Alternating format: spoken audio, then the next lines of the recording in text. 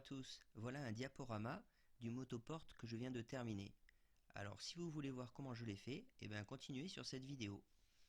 J'ai voulu le faire un peu dans le style des garden gates, des portes de jardin que l'on voit avec seulement deux poteaux. Donc tout de suite, rentrons dans le vif du sujet. Tout d'abord, j'ai fait plein de petits croquis où j'ai jeté des idées un peu éparses de ce que je voulais. Ensuite, j'ai commencé à affiner mon projet, notamment la fixation au sol. J'ai prévu par exemple des poteaux en bois qui tiendraient, ou alors les poteaux coulés dans du béton. Ensuite, j'ai mis mon projet à l'échelle pour voir les proportions et commencer à avoir une idée de ce qu'il me faudrait comme bois. J'ai donc décidé d'acheter 4 pannes de 22 par 7 cm dans lesquelles je délignerai 3 pannes de 15 cm, plein de chevrons de 7 cm, et ensuite pour mes contrefiches, des morceaux de 15 cm restant dans la quatrième panne.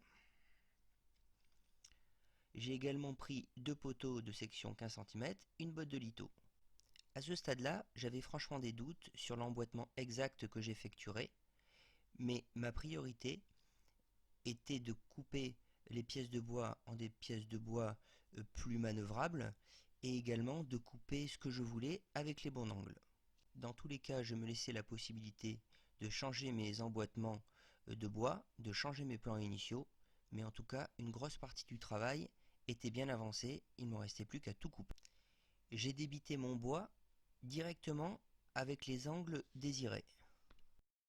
J'ai immédiatement profité que mes angles étaient coupés pour garder la même angulation sur ma scie anglée pour pouvoir faire ma première coupe pour mes tenons. J'ai décidé de faire des tenons de 5 cm. Ensuite, j'ai fait le traçage du désabout de tous mes tenons avec une équerre combinée en faisant en sorte que tous mes tenons soient à peu près les mêmes. Pour faire les coupes, je les coupe à la main avec des scies japonaises. J'utilise deux scies japonaises, une petite pour marquer le bois au début et ensuite la grande scie japonaise pour finir la coupe pour aller vite. Celles-là sont des scies japonaises de type Ryoba avec deux types de dentition.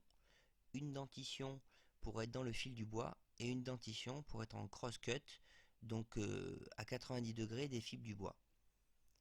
La précision est très correcte avec ce type de scie.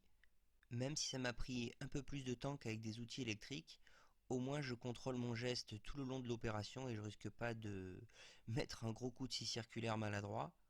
En plus, ça permet de travailler en mettant de la musique, ce qui est vraiment appréciable. Pour le reste du traçage de mon chevron, j'utilise mon équerre combiné comme un trusquin.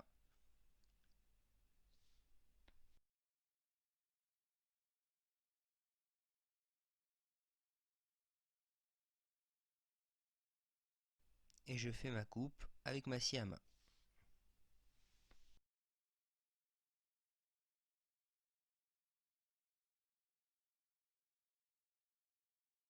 Pour terminer, je peaufine mon chevron avec le ciseau à bois.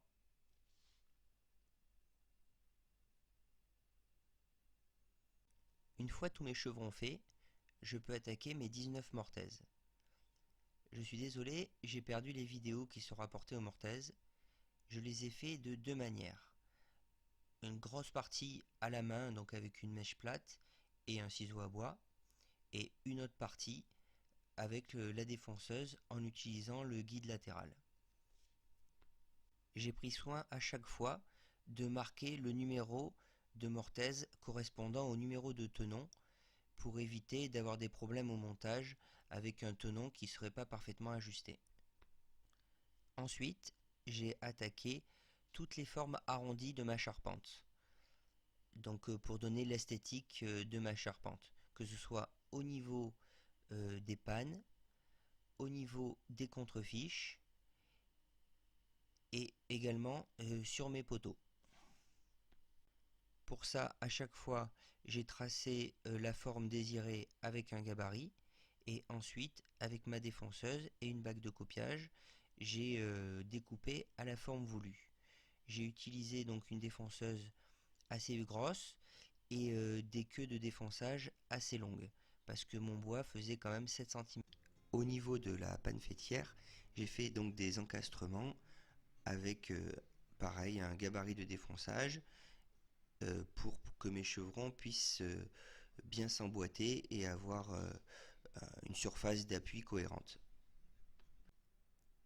J'ai donc poncé ensuite tous mes éléments, les contrefiches, les poteaux, les pannes, avec du grain 80 pour commencer sur les contrefiches sur lesquels il y avait des gros défects liés à la fraise de défonceuse, et sinon au grain 120 de partout pour obtenir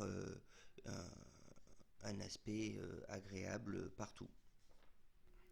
Après pas mal de boulot et de temps passé, je suis quand même content du résultat. Les contrefiches sont impeccables, le tout est soyeux et doux au toucher, c'est vraiment très agréable. Avec une fraise à 45 degrés, je fais un chanfrein sur toutes mes pièces de bois afin d'éviter qu'il y ait des petites échardes qui sortent sur les coins de bois et également pour un point de vue esthétique. J'utilise sur ma défonceuse en mode affleureuse une large plaque de plexiglas qui me permet d'avoir plus de stabilité en bout de bois.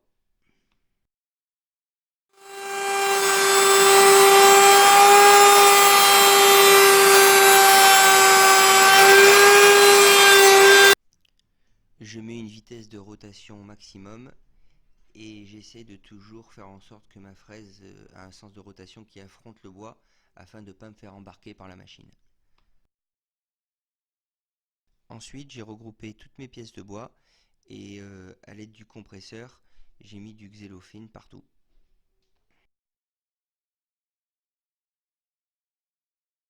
Pour finir et pour protéger mon bois, j'applique un saturateur que je passe toujours avec le compresseur.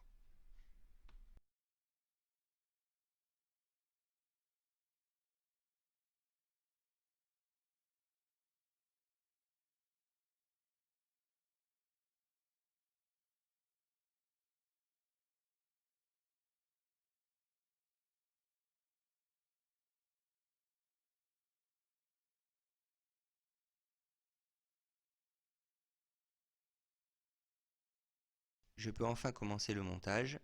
J'ai besoin d'être à deux pour cette opération. Je mets notamment les poteaux dans les supports de poteaux que j'ai fabriqués avec de l'acier 3 mm que j'ai soudé et peint par la suite.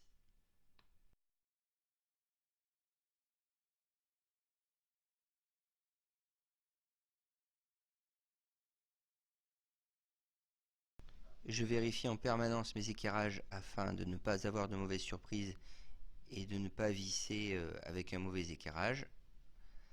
Je mets des serre-joints dans un premier temps pour tenir mes contrefiches.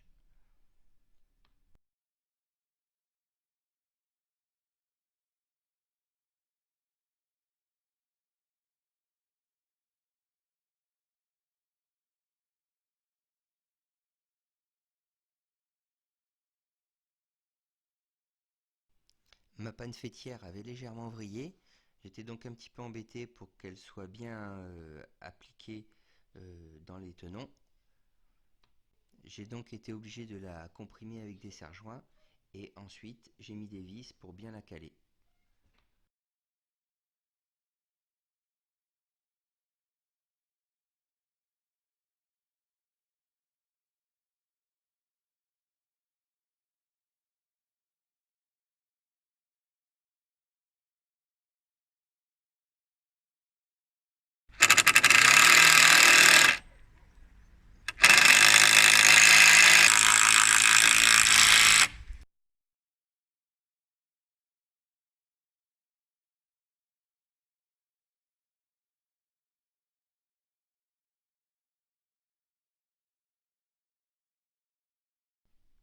Je mets mes chevilles en chêne que j'avais préparées à l'avance, que j'ai fabriquées à l'aide d'une fraise à quart de rond.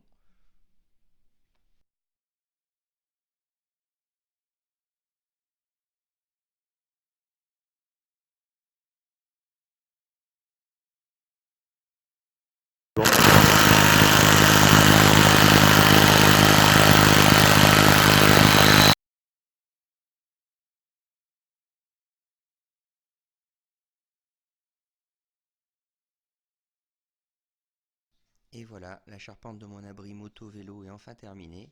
Je vous fais grâce de la pose des chevrons et des tuiles qui m'ont demandé quand même aussi pas mal de travail. J'espère que cette vidéo vous a plu. N'hésitez pas quand même à me faire part de vos remarques sur la vidéo en elle-même et sur la réalisation du projet. Je me tiens à disposition si vous avez des questions bien particulières.